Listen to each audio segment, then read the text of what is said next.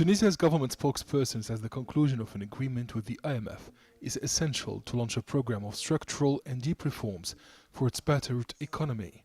The funding will allow Tunisia to replenish state coffers and curb continued accumulation of debt. Tunisia needs to fulfill its commitment this month by paying off 3.5 billion dinars. I can confirm that today, Tunisia, through its finance department, has the means to pay off all its loans. But the agreement with the International Monetary Fund is much needed to find the necessary resources for the state.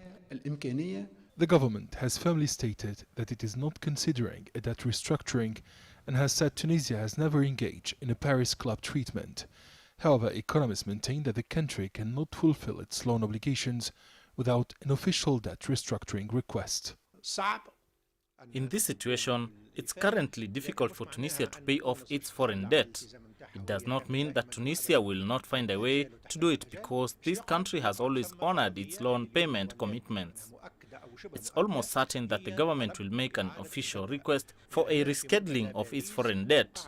The last Paris Club treatment made it clear that this is the only immediate solution. Analysts have expressed concerns that the billions of dollars in short-term loans contracted by Tunisia were spent on recurrent expenditure, such as payment of salaries of civil servants and to pay off the state's foreign debt, instead of stimulating the economy. This proposal was made because Tunisia has resorted to short-term loans just to pay off its previous loans and debt. As a result, the country is now caught in a debt spiral.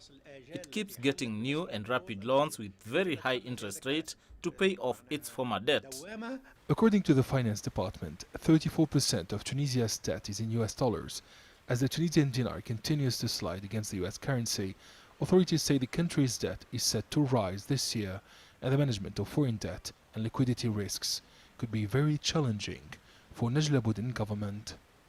Tunisia needs to borrow $7 billion to cover its 2022 state expenditures, bringing government debt to 83% of its gross domestic product. Around two-thirds of the funds is projected to come from foreign lenders, while the remainder will be borrowed from local banks. Adnan Shawashi, CGTN, Tunis.